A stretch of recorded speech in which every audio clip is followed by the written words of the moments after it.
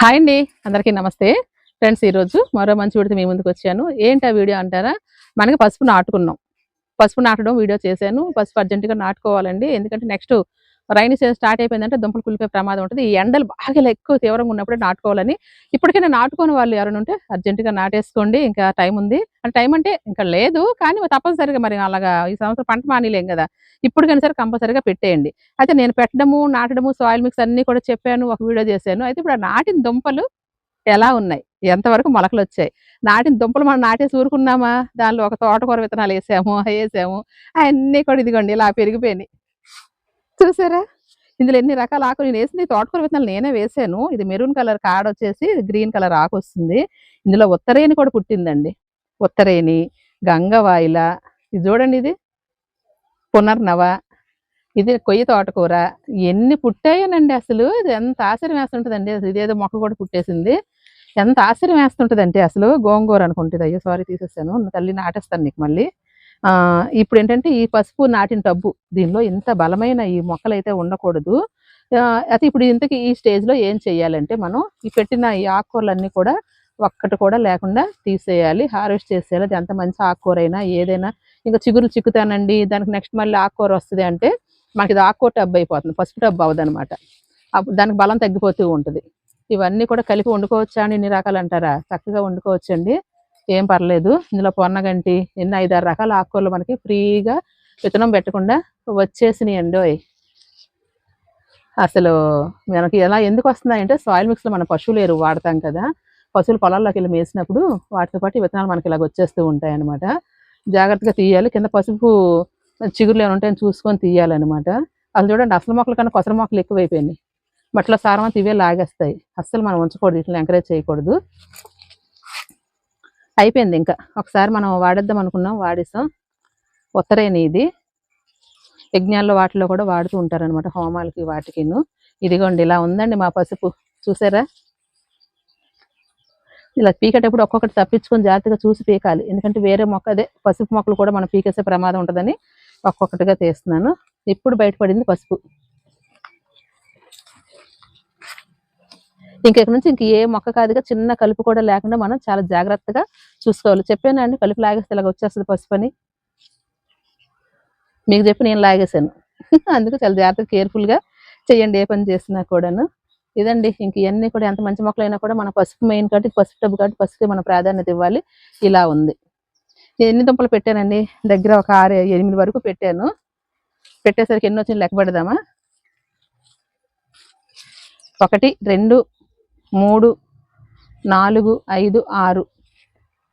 అంటే 1, 2 మనకు మొలవకపోయినా కూడా, 1, 2 మొలవకపోయినా మనకి పర్వాలేదండి. అన్నీ పెట్టండి అన్నాను కదా! పోయిన 1, 2 పోయినా కూడా మిగతా ఉంటుందని, కానీ ఒకటి కూడా పోలేదండి. చాలా బాగా వచ్చాయి. 7 పెట్టాను, 6 వచ్చినాయి. ఇంకోటి దుంప అయితే ఉంది, రావాల్సి ఉంది.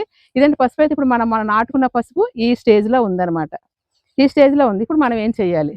అది ఇప్పుడు పెట్టి మనకి దగ్గర మనకి మొలకలు చాలా తొందరగానే వచ్చేసింది. నాకు వారం 10 రోజుల్లో నాకు మొలక కనిపించింది. ఇప్పుడు ఆకులతో చక్కగా పసుపు టబ్ అయిపోయిందది. ఇదంతా కూడా తీసేసాము. అంటే ఇది కొంత శక్తి లాగింది ఆ మట్టిలో సాయిల్ మిక్స్‌లోది. ఆ దుంప జర్మినేషన్ అవ్వడానికి, ఆ ఆకులు రావడానికి కూడా కొంత లాగుతుంది. అయితే ఈ స్టేజ్‌లో మనకు మంచిగా ఆరోగ్యంగా పెరగాలి అంటే ఏం చేయాలనేసంటే, ఇలా దుంపలు ఏమైనా పైకి కనిపిస్తే, ఇదిగోండి ఇలా దుంపలు ఏమైనా పైకి కనిపిస్తే చూడు, ఇక్కడ కనిపిస్తుంది. ఇక్కడ ఇక్కడ కనిపిస్తుంది. ఇలాగ దుంపలు ఏమైనా కనిపిస్తే మాత్రం పైన మట్టితో కప్పాలి తప్ప దాన్ని తీసి కిందకి నాటడం గానీ, దాన్ని కదపడం గానీ అస్సలు చేయకూడదు. ఇంకా మిగతా పసుపు పొడి ఎలాగుందో చూద్దాం. మిగతా విషయాలు అక్కడ మాట్లాడుకుందాం. ఈరోజు హార్వెస్ట్ అయితే మాత్రం 5 రకాల ఫ్రెష్ వెజిటబుల్స్.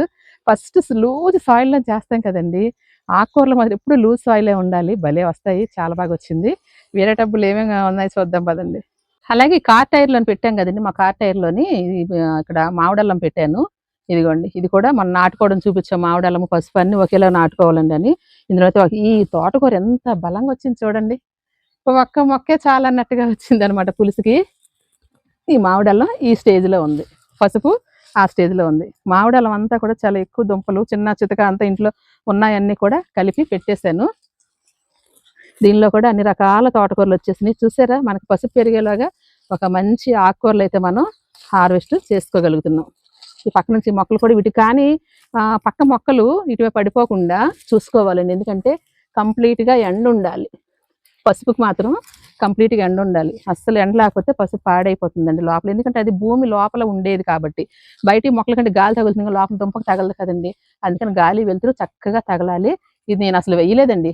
ఇది నెమల తోటకూర ఎంత బాగా పుట్టిందో, కానీ తీసేయాలి తప్పదు, తీసేస్తున్నాను. ఇదండి ఇప్పుడు ఇలాగ ఉందన్నమాట. ఇది ఈ స్టేజ్లో ఉంది మామిడి అల్లం.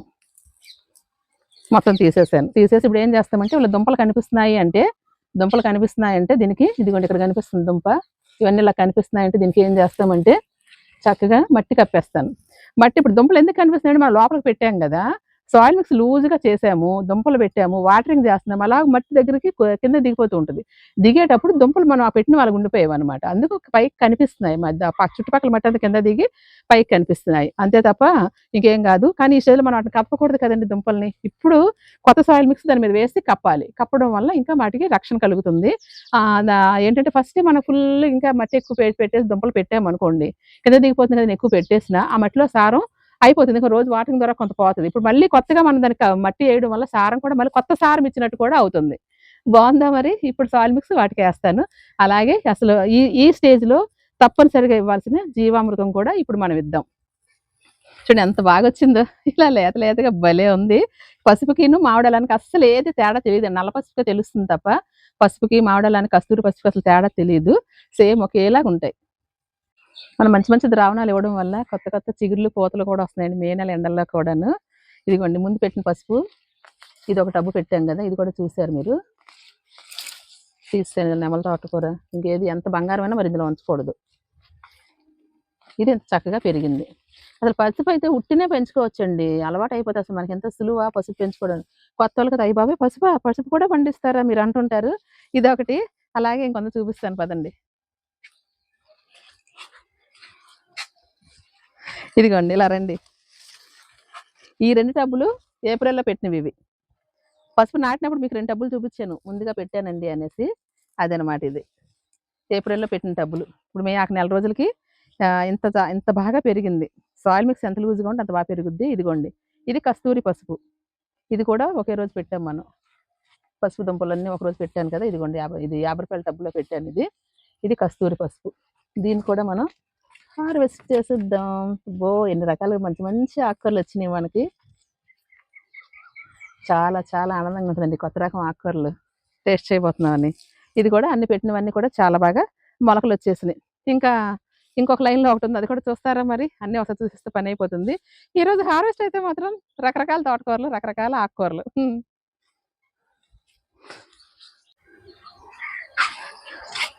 ఇదిగోండి తోటకూర ఇక్కడ కూడా ఎంత బాగా వచ్చిందో. ఇది పసుపు టబ్బు కాదు, ఇది నేను విత్తనం వేయలేదండి, విత్తనం వేయకుండా పుట్టింది. అంటే 2 మొక్కలు పుట్టాయి కదా, పెట్టింది ఇక్కడ ఆనబ. చూసారు ఇదిగోండి ఆనబ విత్తనాలు పెట్టాను ఇక్కడ నేను. దీనిలోని విత్తనాలు పడిపోతాయి కదండి, గాలికి పడిపోయి పుట్టిస్తాయి. పసుపు టబ్బు ఇంకోటి కూడా ఉంది, ఇదిగోండి చక్కగా అన్ని పుట్టేసాయి. ఇప్పుడు దుంపల మీద మట్టి కప్పు. ఇప్పుడు ఈ స్టేజ్లో మనం ఏం చేయాలి అనేసి అంటే దుంపల మీద మట్టి కప్పాలి, జీవామృతం ఇవ్వాలి. అప్పుడు అందులో వేరుకుళ్ళు ఏమి రాకుండా ఉంటుంది. జీవామృతం కనీసం 10 నెలలు కదండి దీని పంటకాలం. ఈ 10 నెలల్లో కూడా మనం కనీసం 3 సార్లు అయినా కూడా జీవామృతం ఇస్తే వాటికి లోపల దుంపకుళ్ళు రాకుండా ఉంటుంది అనమాట, ఎటువంటి ఇన్ఫెక్షన్ రాకుండా ఉంటుంది దుంపలకి. ఇదండి ఈరోజు మన హార్వెస్ట్ అయితే ఈ తోటకూర. ఇప్పుడు మనం జీవామృతం రెడీగా ఉంది, వేసేద్దాం. చక్కటి తోటకూర హార్వెస్ట్ చేసుకున్నాం. ఫస్ట్ ఏ స్టేజ్లో ఉందో కూడా చూపించాను కదా, ఆ స్టేజ్లో ఉన్నప్పుడు ఈ జీవామృతం ఇస్తే చాలా బాగా పనిచేస్తుందండి. ఈ జీవామృతం చక్కగా మనం కలపడం కూడా మన వీడియోలో చూశారు మీరు. చూడడం వాళ్ళు ఎవరైనా ఉంటే డిస్క్రిప్షన్లో లింక్ ఇస్తాను, చూసేయండి. జీవామృతం అనేది చాలా ఈజీగా చేసుకునేదే. కాకపోతే ఏంటంటే దీనికి ఆవు పేడ, గోమూత్రము కొంచెం తెచ్చుకోవడం కష్టం. మిగతా శనగపిండి, బెల్లము మనకు అందుబాటులోనే ఉండేది, కొను వేసుకోవచ్చు. చక్కగా మనకి వారం రోజులకి బాగా తయారైందండి. 7 రోజుల నుంచి 12 రోజుల్లోగా వాడుకుంటే చాలా బాగుంటుంది జీవామృతం అనేది.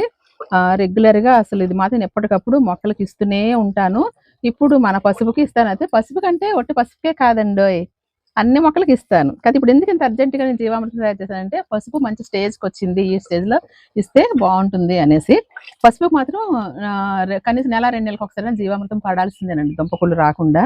భలే ఉందండి అసలు, ఎలాగ వస్తుందంటే అసలు కింద నుంచి ఇది కలుపుతూ ఉంటే ఇది బ్యాడ్ స్మెల్ కానీ అలా ఏమి ఉండదండి. గోమూత్రంతో మంచి సూక్ష్మజీవులు డెవలప్ అయ్యి అసలు ఎటువంటి బ్యాడ్ స్మెల్ లేకుండా చక్కగా మనకి తయారైపోతుంది అనమాట. 10 కేజీల ఆవు పేడ, 5 లీటర్ల గోమూత్రము, 2 కేజీల బెల్లము, 2 కేజీల శనగపిండి, కొద్దిగా మన గార్డెన్లో సాయిలో వేసి ఈ విధంగా 7 రోజులు సవ్యదిశలో తిప్పి నీడలో పెట్టి ఈ పల్చటి క్లాత్ గాలి తగిలేలాగా మనం కట్టామంటే 7 రోజులు ఇలాంటి మంచి లిక్విడ్ తయారవుతుంది. దీన్ని 1:5 రేషియోలో ఇచ్చుకోవాలి. నీళ్లు మాత్రం 200 లీటర్లు వాటర్ డ్రమ్లో చేశారంటే 200 ఉండగా 150 ఉంటుందండి. 150 ఉంటుంది. మనం ఏది చేయాలంటే ముందు నడుము బిగించాలి కదా, ఆడవాళ్ళం బిగించేసాను. 1:5 రేషియోలో ఇవ్వాలి. చూడండి అసలు వేస్తుంటే చూడండి ఎలా ఉందో.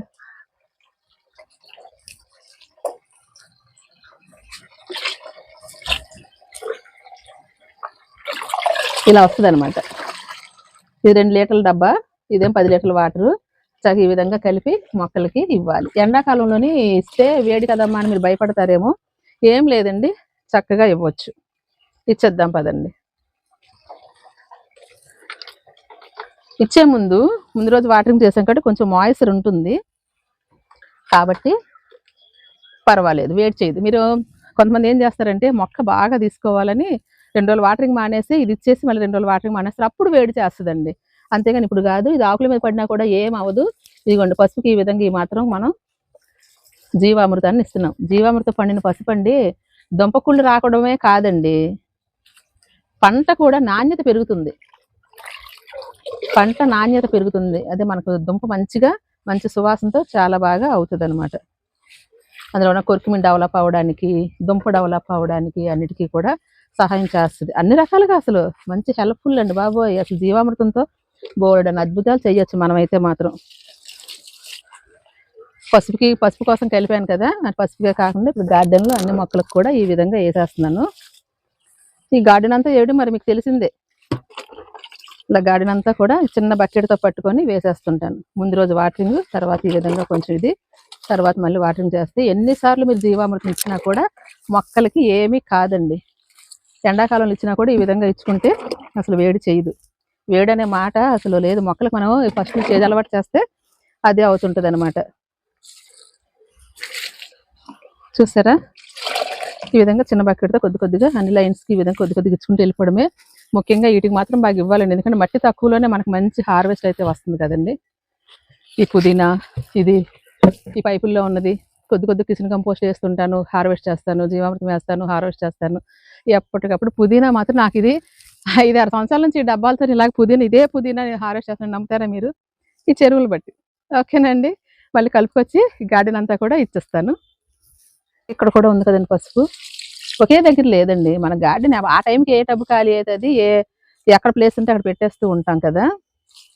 అది ఇప్పుడు నెక్స్ట్ వర్షాలు అవి వచ్చినా కూడా మనకి ఇబ్బంది ఉండదు. కొంచెం మట్టి కప్పేసి ఈ విధంగా జీవామృతం ఇచ్చామంటే చాలా హెల్తీగా పెరుగుద్ది. ఇంత హెల్తీగా ఈ గో ఆధారితంగా పండిన పంటలకి చాలా మంచి అందులో పోషకాలు బాగుంటాయి అన్నమాట. చూస్తారు కదండి, ఇంతే. ఇంకా గార్డెన్ అంతా కూడా ఈ విధంగా ఇచ్చేస్తాను. మొత్తం ఇవ్వడం చూపిస్తే మీకు లెంతీ అవుతుంది. మీరు ఇప్పుడు ఇలాగ ఈ స్టేజ్లో ఉన్నప్పుడు పసుపును మాత్రం ఒకసారి కనిపిస్తున్న దుంపలను మీరు కప్పేసి ఇలా జీవామృతం అయితే ఇచ్చేయండి.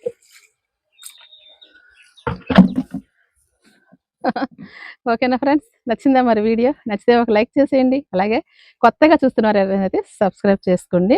మీ అభిప్రాయాన్ని మాత్రం కామెంట్ రూపంలో చక్కగా తెలియచేయండి. మరో మంచి వీడియోతో మీ ముందుకు వస్తాను. లోకా సంస్థ సుఖినో భవంతు. బాయ్ అండి.